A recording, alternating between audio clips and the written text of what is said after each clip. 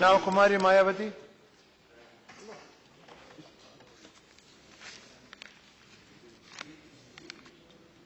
माननीय उपसभापति जी, अभी हाल ही में कुछ दिन पहले अर्थात दिनांक 8 नवंबर को केंद्र सरकार व प्रधानमंत्री श्री नरेंद्र मोदी द्वारा देश में काले धन पर अंकुश लगाने के लिए खास तौर से 500 व 1000 रुपए के नोट पर जो पाबंदी लगाने का फैसला लिया गया है, तो उसका मैं विरोध करने के लिए नहीं, बल्कि इन्होंने जो ये फैसला बिना तैयारी के अधकच्चा व अपरिपक्व तरीके से लिया है, जिससे अब पूरे देश के खासकर गरीबों, मेहनतकश लोगों एवं मध्यम वर्गीय लोगों के सामने जो अनेकों विकट समस्याएं पैदा हो गई हैं, तो उनके हितों में कुछ जरूरी बातों की तरफ केंद्र सरकार का व खासकर प्रधानमंत्री श्री नरेंद्र मोदी का ध्यान आकर्षित करने के लिए खड़ी हुई हूँ। हालांकि प्रधानमंत्री जी इधर हाउस में मौजूद रहते तो अच्छा रहता, लेकिन उनके साथी इधर मौजूद हैं, वो मेरी बात उन तक जरूर पहुंचाएंगे, ऐसी मैं उम्मीद करती हूँ। हालांकि इस बारे में मुझसे बोलने से पूर्व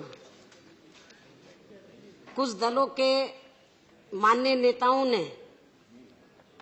खास तौर से विपक्ष के ओर से जो माननीय नेतागण हैं, उन्होंने बहुत कुछ बोला है, बहुत कुछ विस्तार से अपनी बातें रखी हैं। और संसद के बाहर भी पार्लियामेंट का सत्र तो आज शुरू हुआ है, लेकिन ये सत्र शुरू होने से पहले और आज भी संसद के बाहर भी प्रेस वार्ता व प्रेस नोट के जरिए मैंने काफी कुछ इस संबंध में अपनी बात रखी है और अपनी बात मैंने देशवासियों तक पहुंचाई है। उन्हें मैं फिर से यहाँ दोहराना नहीं चाहती हूँ, लेकिन फिर भी मैं संक्षेप में इस संबंध में ये जरूर कहना चाहूंगी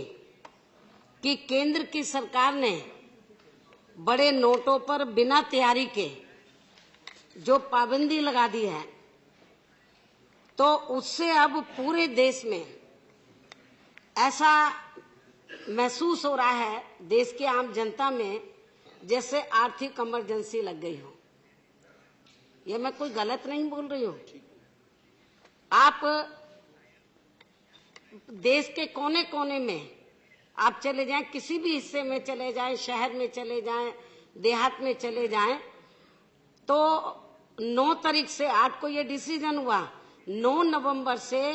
पूरे देश के अंदर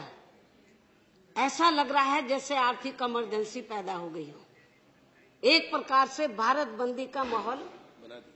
पैदा हो गया है, लग गया कि जैसे भारत बंद हो गया हो। हालात काफी भयंकर हो गए और इससे अब तक काफी लोगों की जानें भी जा चुकी हैं। वो सदमे की वजह से नहीं, मैं सरकार को ये बताना चाहती हूँ कि आपने ये फैसला लिया बड़े नोटों की पाबंदी पर, तो उसके सदमे से नहीं, लेकिन आपने पाबंदी तो लगा दी बड़े नोटों पर, और जो गरीब लोग हैं, मेहनतकश लोग हैं, मध्यम वर्गीय लोग हैं, तो उनके सामने जो दिक्कतें आएंगी, परेशानियां आएंगी, उसकी तरफ आप लोगों ने ध्यान नहीं दिया। खास तौर से जो गरीब लोग हैं, तो मैं ज्यादा डिटेल में नहीं जाना चाहती, लेकिन वो बीमारी की हालत में जब वो सरकारी हॉस्पिटल में अपने इलाज के लिए गए, तो वहां पर सरकारी हॉस्पिटल में भी ज्यादातर पर्ची पर लिखकर दे दिया कि आप मेडिकल स्टोर से ये दवा ले लो। प्राइवेट हॉस्पिटल में गए तो उन्होंने बोला कि ये बड़े नोट नहीं चलेंगे, छोटे नोट लेकर आओ। कितना बुरा हाल हुआ है। और जो मेडिकल स्टोर है उन्होंने तो देखा कि भाई हमारे पास पैसे नहीं है, या तो उनको पहले ही सजग कर दिया गया था। तो जब लोग उधर दवा लेने के लिए गए, खासतौर से गरीब लोग, उन्होंने अपने मेडिकल स्टोर के शटर डाल दिए। और जब वो पैसे लेकर गए भी, उन्होंने कहा कि भाई आप ये 500 रुपए हैं, 1000 रुपए हैं, एक 100 रुपए की दवा है, 100 रुपए की दवा। उन्होंने बोला कि आपको दवा चाहिए तो 500 रुपए दे दो। तो 100 रुपए की दवा के बदले में उनसे 500 रुपए ले लिए। और यदि इतना ही नहीं, ये तो मैं बीमार लोगों के बारे में बता रही हूँ, यदि वो रोजमर्रा की जो जरूरी चीजें हैं, तो जब वो उसको लेने के लिए गए, जिस पर सरकार ने कुछ थोड़े दिन के लिए छूट दी थी, तो जब वो सामान लेने के लिए गए तो उनको ये कहा कि भाई आप ये 500 रुपए है, 200 रुपए का सामान है 500 दे दो, 600 रुपए का सामान है 1000 दे दो। तो जो गरीब लोग हैं और खास तौर से जो मेहनत कश लोग हैं, मध्यम वर्गीय जो लोग हैं, तो उनको अपनी रोजमर्रा की जो जरूरतें हैं तो उनको पूरा करने में उनको बड़ी कठिनाइयों का सामना करना पड़ा है, अभी भी करना पड़ा है। बहुत बुरा हाल है। और खास तौर से जो किसान लोग हैं, तो इस समय वो जो अपनी खेतों में बुआई करना चाहते हैं, बीज खरीदने के लिए, खाद के लिए उनके पास पैसा नहीं है, लेकिन सरकार इस ओर ध्यान नहीं दे रही है। इसी प्रकार उनके बच्चों की 10 प्रॉब्लम्स हैं। बच्चों की फीस का है, बच्चे बड़े गए, उनकी शादी का, उनके पास पैसा नहीं है। और जब गरीब लोग, मेहनत कश लोग, मध्यम वर्गीय लोग, जब वो लोग एटीएम या बैंकों आदि में पैसा लेने के लिए गए, तो शुरू के 2 दिन तो ये मालूम पड़ा कि एटीएम खराब पड़े हुए हैं, उसमें पैसा नहीं है, बैंकों में पैसा नहीं है। सुबह से लेके शाम तक, रात को 12 बजे से लोगों ने लाइन लगा दी, इतना बुरा हाल रहा है, लेकिन उनको पैसा नहीं मिला। काफी बुरी हालत रही है। लेकिन दुख की बात यह है कि माननीय प्रधानमंत्री जी तो ये फैसला लेने के बाद जापान से वापस आने, जापान में भी गए, तो उन्होंने ऐसा कहा इंडिया के बारे में, जो वो फैसला लेकर के जैसे उन्होंने बहुत बड़ी तीर मार दिया। गरीब और मजलूमों के लिए उन्होंने बहुत बड़ा काम किया हो, मेहनत कश लोगों के लिए, मध्यम वर्गों के लिए बहुत बड़ा काम किया हो, बहुत बड़ी बड़ी बातें उन्होंने वहां पर कही। लेकिन जब वो इंडिया वापस आए और आने के बाद जब वो 2-3 जगह गए, उन्होंने क्या क्या कहा मैं उसके डिटेल में नहीं जाना चाहती। लेकिन खास तौर से उन्होंने उत्तर प्रदेश में जाकर गाजीपुर की रैली में, जो अपने आप को वो कहते थे कि मैं करप्शन के खिलाफ हूँ, तो उस रैली के अंदर जो भीड़ लाई गई थी या जिस तरीके का माहौल देखने के लिए मिला, वो टोटल करप्शन से भरा हुआ था। तो मैंने कहा भी था प्रेस कॉन्फ्रेंस बुलाकर कि दूसरों को सलाह देने से पहले अपने गिरेबान में भी माननीय प्रधानमंत्री जी को जाकर जरूर देखना चाहिए। और इतना ही नहीं, उन्होंने ये भी कहा, अकेले उत्तर प्रदेश में नहीं, उन्होंने जगह गोवा में भी कहा और ये गाजीपुर में भी कहा, जगह जगह जहां पर भी वो गए उन्होंने कहा ये मैंने कोई यकायक फैसला नहीं लिया, एकदम ये फैसला नहीं लिया है। मैं ये फैसला लेने से पहले 10 महीने की मैं सीक्रेट मेरी तैयारी थी, मेरी गुप्त तरीके से तैयारी चल रही थी पिछले 10 महीने से। लेकिन मैं सरकार के लोगों से पूछना चाहती हूँ और आपके माध्यम से मैं माननीय प्रधानमंत्री जी से पूछना चाहती हूँ कि 10 माह का 10 महीने का समय बहुत होता है। यदि आप बड़े नोटों पर पाबंदी लगा रहे हैं, आपको लगता है कि इससे करप्शन रुक जाएगा, तो हम कोई इसके खिलाफ नहीं है, लेकिन पाबंदी लगाने से पहले जो आपने कहा हमने 10 महीने की तैयारी की थी, तो 10 महीने की तैयारी बहुत होती है। और यदि इन्होंने सही मायने में ये तैयारी की होती और बड़े नोटों की पर पाबंदी लगाकर इन्होंने करप्शन के मामले में ये गंभीर होते, तो 10 महीने के अंदर ये पूरी तैयारी कर सकते थे। और उसके बाद जब ये कहते कि हमने 10 महीने के बाद फैसला लिया है, तो आज हमें पूरे देश के अंदर जो हाहाकार मचा हुआ नजर आ रहा है, अफरा तफरी का माहौल है, मैं समझती हूँ कि ये हमें अफरा तफरी का माहौल देखने के लिए नहीं मिलता। त्राही त्राही ये मची जो हुई है वो हमें देखने के लिए नहीं मिलती। लेकिन आम चर्चा तो ये है 10 महीने के अंदर, 10 महीने का समय बहुत होता है, लेकिन 10 महीने में क्या इनको पूरी तैयारी नहीं करनी चाहिए थी? लेकिन इस ओर ध्यान देने की बजाय तो 10 महीने के बारे में आम चर्चा वास्तव में माननीय सभापति जी ये है, मैं पूरे सदन को ये बताना चाहती हूँ कि 10 महीने में जो इन्होंने कहा, सरकार ने, माननीय प्रधानमंत्री जी ने ये कहा कि हम बड़े नोटों पर पाबंदी लगाकर करप्शन को रोकेंगे और आतंकवादियों की जो ताकत है उसको भी कमजोर करेंगे। लेकिन मैं ये बताना चाहती हूँ कि 10 महीने का समय ये बहुत होता है। इन्होंने 10 महीने में तो ना तो ये बड़े नोट जब बंद करेंगे, उसके बाद जो किस्म किस्म की दिक्कतें पैदा होंगी, समस्याएं पैदा होंगी, उससे हमें कैसे निपटना होगा, गरीब लोगों को कैसे राहत देनी होगी, मेहनत कश लोगों को हमें कैसे राहत देनी होगी, मध्यम वर्गीय लोगों को हमें कैसे राहत देनी होगी, इस तरफ एक्सरसाइज करने की बजाय, तैयारी करने की बजाय, तो 10 महीने के अंदर वास्तव में आम चर्चा हमें ये सुनने के लिए मिल रही है कि इस 10 महीने की अवधि के अंदर तो भारतीय जनता पार्टी ने, प्रधानमंत्री श्री नरेंद्र मोदी ने केवल अपनी पार्टी बीजेपी और अपने खास लोगों को और कुछ चाहते बड़े बड़े पूंजीपतियों और धन्ना सेठों के जो लोग हैं उनके बड़े बड़े नोटों को ठिकाने लगाने के लिए इन्होंने 10 महीने का समय लगाया। सही बात तो ये है, इन्होंने 10 महीने में यदि सही मायने में इन्होंने ईमानदारी निष्ठा से जो आज फैसला लिया है, इसकी तैयारी की होती 10 महीने के अंदर, तो 10 महीने में जो आज प्रॉब्लम क्रिएट हुई है ये नहीं होती, बल्कि 10 महीनों के अंदर इस ओर ध्यान देने की बजाय इन्होंने अपनी पार्टी की तरफ ध्यान दिया, अपनी पार्टी में और अपने खास लोगों को और खास तौर से जो उनके कुछ चहेते मुट्ठी भर जो बड़े बड़े पूंजीपति हैं, धन्ना सेठ लोग हैं, उनका जो काला धन है, जो उनके बड़े बड़े नोट हैं, उनको ठिकाने लगाने की तरफ केंद्र की सरकार ने और माननीय प्रधानमंत्री जी ने इस ओर ध्यान दिया है। और इनके बड़े बड़े नोटों को ठिकाने में ये लोग 10 महीने लगे रहे हैं और अब जो मजे उड़ा रहे हैं उनको कोई तकलीफ नहीं है।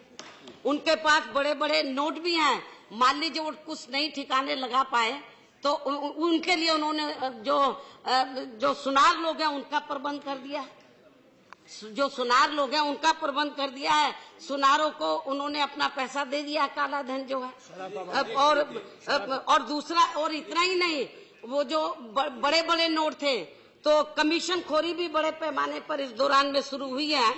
और इसका ही नहीं, मैं खास तौर से भारतीय जनता पार्टी के जो लोग हैं और खास तौर से सरकार के जो इधर मंत्री लोग बैठे हैं और प्रधानमंत्री जी को भी ये कहना चाहती हूँ, ये कहते हैं कि हम करप्शन के खिलाफ हैं, हमने ईमानदारी से ये डिसीजन लिया है और वो कहते कि हमारी पार्टी में कोई करप्शन नहीं है। लेकिन मैं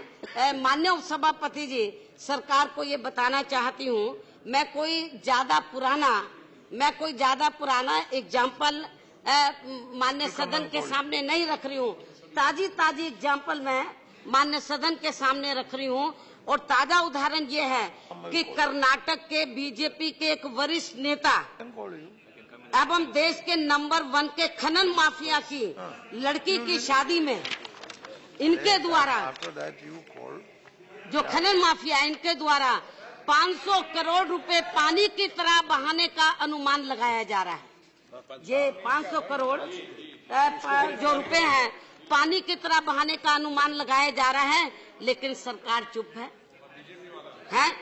क्योंकि वो बीजेपी का वरिष्ठ नेता है और बहुत ही बड़ा वो खनन माफिया है। और भारतीय जनता पार्टी के लोग ये कहते हैं, खास तौर से प्रधानमंत्री उत्तर प्रदेश में जाकर ये कहते हैं कि हम करप्शन के खिलाफ हैं, हम खनन माफिया के खिलाफ हैं। पूर्वांचल में जाकर कहते हैं, बुंदेलखंड में जाकर कहते हैं हम खनन माफिया के खिलाफ हैं। लेकिन मैं ये सरकार को ये बताना चाहती हूँ कि कर्नाटक का जो देश का नंबर 1 का खनन माफिया है, यदि उसी के ऊपर अंकुश लगा दें और सख्त कार्रवाई कर लें और काला धन उससे निकाल लें, तो पूरे उत्तर प्रदेश के अंदर तो जो गरीब लोग हैं, तो आप लोग, मैं ये पूरा सदन जानता है कि जब लोकसभा का आम चुनाव हो रहा था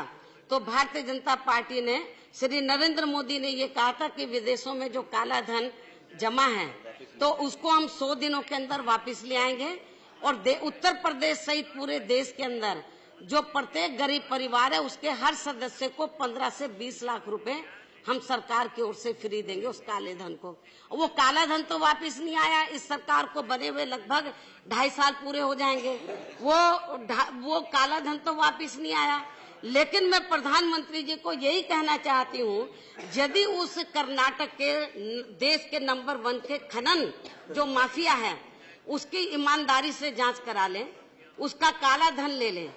तो उत्तर प्रदेश में आप मारे मारे घूम रहे हैं कि जनता तो आपके साथ आ जाए, लेकिन जनता नहीं आ रही है, भाड़े के लोग, टिकटार्थी लोग इकट्ठे करने पड़े हैं। तो मैं ये बताना चाहती हूँ कि आपके ऊपर थोड़ी सी दया हो जाएगी, आपकी पार्टी के ऊपर, यदि कर्नाटक के उस खनन माफिया को आप शिकंजा कस लें उसके काले धन पर और उसका पैसा पूरा इकट्ठा करके यदि उत्तर प्रदेश के हर गरीब परिवार के प्रत्येक सदस्य को 15 से 20 लाख रुपए उस खनन माफिया वाला पैसा दे दें तो शायद थोड़ी आपके ऊपर कृपा हो जाएगी, है? लेकिन मुझे नहीं लगता आप ऐसा करने वाले। आपको मालूम है कि आप पावर में तो नहीं आने वाले उत्तर प्रदेश के अंदर, लेकिन इनको ये मालूम है कि इन्होंने जो 2.5 साल के अंदर जो लोकसभा चुनावी अपने वायदे किए थे लोकसभा आम चुनाव के दौरान, वो तो इन्होंने पूरा नहीं किया 2.5 साल के अंदर। तो इनको ये मालूम है कि जनता हिसाब मांगेगी,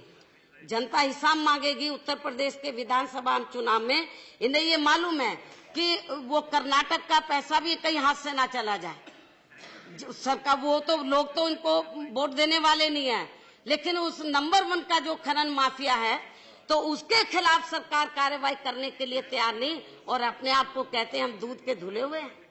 अपने आप को कहते हैं हम दूध के धुले हुए हैं। और जब ये फैसला लिया माननीय उपसभापति जी, तो इन्होंने ये कहा कि विरोधी पार्टियां इसलिए चिल्ला रही हैं, ये लोग कह नहीं रहे हैं, विरोधी पार्टियां इसलिए चिल्ला रही हैं क्योंकि इनको मालूम है कि इन्होंने काला धन इकट्ठा किया है, वो ऐसा अपनी कमजोरियों को छिपाने के लिए। लेकिन मैं सरकार को ये बताना चाहती हूँ, और खासतौर से बीजेपी के लोगों को, कि ये जो काला धन इकट्ठा करने वाली बात है, बाकी विरोधी दल अपना बात की अपने बारे में खुद बोलेंगे, लेकिन जहां तक बीएसपी का सवाल है, बीएसपी के बारे में सबको ये मालूम है कि बीएसपी एक पॉलिटिकल पार्टी बाद में मूवमेंट पहले है। बहुजन समाज पार्टी ने अभी तक जो अपनी मूवमेंट को यहाँ तक पहुंचाया है, परम पूज्य बाबा साहब डॉक्टर अंबेडकर के बताए हुए रास्ते पर चलकर इस मूवमेंट को जो अभी तक इधर यहाँ तक पहुंचाया है, तो हमारी पार्टी ने इस देश में जो गरीब लोग हैं, जो मेहनत कश लोग हैं, मध्यम वर्गीय लोग हैं, तो उनके खून पसीने की कमाई से मेंबरशिप के जरिए, उनके डोनेशन के जरिए हमने धन इकट्ठा करके अपनी पार्टी को यहाँ तक पहुँचाया है। हमारी पार्टी ने भारतीय जनता पार्टी की तरह विदेशों से चंदा नहीं लिया है। हमारी पार्टी ने भारतीय जनता पार्टी की तरह बड़े बड़े पूंजीपतियों से, धन्ना सेठों से पैसा लेकर या फर्जी मेंबरशिप बनाकर तो हम लोग अपनी पार्टी नहीं चलाते हैं। हमारी पार्टी ईमानदारी निष्ठा से तो अपनी पार्टी को चला रही है। इसलिए आप लोग अपनी इस कमजोरी को छिपाने के लिए आपने ये जो 10 महीने का कहा कि हमने तैयारी की है, ये बिल्कुल गलत है। आपकी कोई तैयारी नहीं थी। 10 महीने में केवल आपने अपना पैसा ठिकाने लगाया है। 500 और 1000 का जो है, और जो बड़े बड़े पूंजीपति हैं उनका पैसा ठिकाने लगाया, गरीब लोगों की तरफ, मध्यम वर्ग के लोगों की तरफ, और जो मेहनत कश लोग हैं उनकी तरफ आप लोगों ने ध्यान नहीं दिया। और अपनी इस कमजोरी को छिपाने के लिए अब आप लोग विरोधी पार्टियों के ऊपर और खासतौर से बीएसपी के ऊपर आप लोग ये आरोप लगाएं कि ये लोग दाल में कुछ काला है इसलिए लोग विरोध कर रहे हैं। मैं समझती हूँ ठीक नहीं है। तो और इसलिए तो 10 महीने का समय बहुत होता है अपनी कमी को छिपाने के लिए। आप ये कह रहे हैं कि हमारी पूरी तैयारी थी, ये आपकी केवल हवाई बात है। इसलिए इनका ये फैसला देश में जनहित में ना होकर पूर्ण रूप से अपने राजनीतिक स्वार्थ वाला ही है। और यदि इनकी वास्तव में 10 महीने की इस मामले में पूरी तैयारी होती तो फिर पूरे देश में ऐसे आर्थिक इमरजेंसी व भारत बंद वाले हालात पैदा नहीं होते, ना कि आतंकवाद का इनको अपने सहारा लेना पड़ता अपनी इस कमजोरी को छिपाने के लिए। और जैसा कि मैंने आप लोगों को बताया कि ना इन लोगों को विरोधी पार्टियों पर हमला बोलना पड़ता कि ये अपनी कमजोरी को छिपाने के लिए, इसलिए ये हमारे इस सही फैसले का ये विरोध कर रहे हैं। और साथ ही ना ही माननीय प्रधानमंत्री जो को किस्म किस्म की इमोशनल ब्लैकमेलिंग यानी कि भावनात्मक ड्रामेबाजी करनी पड़ती, और ना ही इनको अपनी बूढ़ी माँ को भी तो बैंक में पैसा बदलवाने के लिए आसमान के नीचे उनको लाइन में खड़ा करना पड़ता है। ये जो किस्म किस्म की ड्रामेबाजी इनको नहीं करनी पड़ती, और ना ही इनको अब 50 दिन का अपनी कमियों को दूर करने के लिए जनता से समय मांगना पड़ता। मैं पूछना चाहती हूँ माननीय उपसभापति जी आपके माध्यम से सरकार से, ये एक तरफ तो कहते हैं हमारी 10 महीने से पूरी तैयारी चल रही थी, तो फिर ये 50 दिन का समय और क्यों मांग रहे हैं अपनी तैयारी अपनी कमियों को दूर करने के लिए? तो जरूर कुछ दाल में काला है, दाल में नहीं पूरी दाल ही काली लग रही है ये। लेकिन इसके साथ ही यहाँ एक ये भी सवाल पैदा होता है कि इनको ये फैसला, ये जो इन्होंने बड़े नोटों पर पाबंदी लगाने का ये फैसला लिया है, तो इनको यकायक जब केंद्र में इनकी सरकार को बने हुए पूरे 2.5 साल हो गए हैं, तो 2.5 साल के बाद यकायक क्यों याद आ गया है? और जबकि उत्तर प्रदेश, उत्तराखंड, पंजाब और अन्य और 2 राज्य है, तो 5 राज्यों में जब विधानसभा का आम चुनाव होने के लिए मुश्किल से इलेक्शन अनाउंस होने के लिए 1-1.5 महीने का समय बचा है, तो अब इनको याद आ गया बड़े नोटों पर पाबंदी लगाने के लिए। तो इसका मतलब ये है कि इनकी हालत बहुत ज्यादा खराब है। इन्होंने 2.5 साल के अंदर यानी कि लोकसभा चुनाव के दौरान जो उन्होंने देश की जनता को जो अच्छे दिन दिखाने के लिए जो वायदे किए थे, किस्म किस्म के वायदे किए थे, गरीबों को, मेहनत कश लोगों को, मध्यम वर्गीय लोगों को, किसानों को, मजदूरों को, कर्मचारियों को, विभिन्न क्षेत्रों में लगे लोगों को, और खास तौर से छोटा और मध्यम वर्ग जो बिजनेसमैन है उसको जो किस्म किस्म के वायदे किए थे, वो अब जो वायदे हैं, तो मैं ये बताना चाहती हूँ कि उन वायदों का 2.5 वर्षों के अंदर 1/4 हिस्सा भी इन्होंने अभी तक पूरा नहीं किया। 1/4 हिस्सा भी अभी तक पूरा नहीं किया है। तो इनकी हालत बहुत ज्यादा खराब है। और सही बात तो ये है कि इन्होंने अपनी इन कमियों पर से पर्दा डालने के लिए तो जल्दबाजी में ये सब इन्होंने फैसला लिया है, और ये सब और ये गलत फैसला लेकर, बिना तैयारी के फैसला लेकर देश की जो गरीब मेहनत कश जो आम जनता है, मध्यम वर्गीय लोग हैं, तो उनको इन्होंने बड़े पैमाने पर पीड़ित किया, उनको बड़े पैमाने पर दुख पहुंचाया है, केवल अपनी कमजोरियों को छिपाने के लिए। सही बात तो ये है। लेकिन इन्होंने अपने इस राजनीतिक स्वार्थ में जो ये जल्दबाजी में बिना तैयारी के कच्चा फैसला लिया है, अपरिपक्व फैसला लिया है, जिससे देश की आम जनता त्राही त्राही कर रही है, वह अति पीड़ा में है, अति दुखदायी है। तो इससे इनको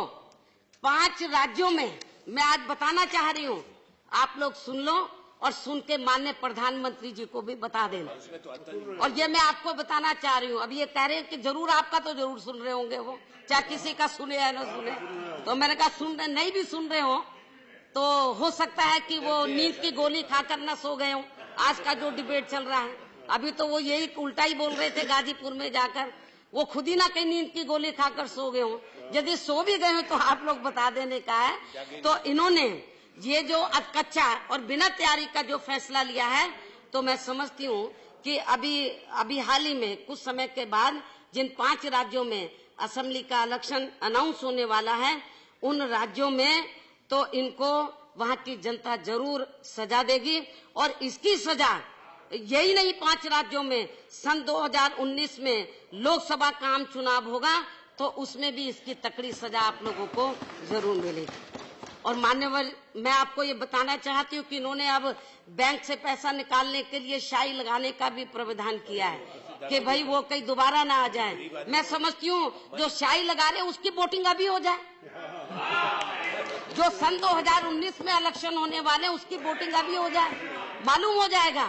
कि जनता आपके इस फैसले के साथ में है या नहीं। तो मान्यवर जो भी मैंने अपनी बातें रखी हैं और मेरे से पूर्व में विपक्ष के जिन माननीय नेताओं ने भी अपनी बातें रखी हैं, सरकार की ओर से भी बातें रखी गई हैं, वो तो उनकी मजबूरी है, क्योंकि माननीय प्रधानमंत्री जी के फैसले के खिलाफ जाएंगे तो अगले दिन ही उनकी मिनिस्ट्री चली जाएगी। उनकी मजबूरी है, उनके लिपापोती उनको करनी है। मान्यवर जो भी मैंने अपनी बातें रखी हैं और मेरे से पूर्व विपक्ष के जिन माननीय नेताओं ने भी अपनी बातें रखी हैं, वे बातें देश व जनहित में काफी गंभीर व अति संवेदनशील हैं। इसलिए सरकार के लिए इस फैसले की इन सब बातों अपने इस फैसले की इन सब बातों को आगे रखकर जो सरकार ने फैसला लिया है, तो अपने ये जो आज बातें विपक्ष ने रखी उन सभी बातों को आगे रखकर देश व जनहित में इनके फैसलों की जांच होनी चाहिए। हमारे शिवसेना के लोग इधर बैठे हैं, मेरे ख्याल वो भी इस मामले में सरकार के साथ नहीं है। मैं उनका थैंक्स अदा करती हूँ कि वो भी, उनको लग गया कि हम कहाँ गलत जगह बैठ गए। और पंजाब वालों को भी सोचना चाहिए, हमारी बहन बैठी हुई है तो मेरे ख्याल हमारी बहन भी जरूर सोचेगी कि भाई ये क्या हो रहा है। तो इसलिए ये बेहतर होगा कि ये जो जांच है तो ये जेपीसी से हो जाती तो ज्यादा बेहतर होता, लेकिन ये जांच समयबद्ध होनी चाहिए। ये केवल ऐसे नहीं कि जेपीसी से सरकार वाले सोच रहे होंगे हम मान लेंगे, समयबद्ध होनी चाहिए। और इतना ही नहीं, मैं ये चाहूंगी क्योंकि आज जो विपक्ष के माननीय नेताओं ने जो अपनी बात रखी है, बहुत उन्होंने डिटेल में अपनी बात रखी है और उन्होंने अपने कुछ सुझाव भी सरकार को दिए हैं। और मैं ये समझती हूँ कि जब ये इस सदन में चर्चा खत्म हो जाए, 1 दिन और चले, 2 दिन और चले, तो मैं चाहूंगी कि माननीय प्रधानमंत्री जी तो ये चर्चा का जवाब दें तो ये ज्यादा बेहतर होगा। इन्हीं लफ्जों के साथ अब मैं अपनी बात यही समाप्त करते हुए रजा लेती हूँ, आपसे रजा लेती हूँ। धन्यवाद। Thank you Kumari Mayawati ji, thank you. Announce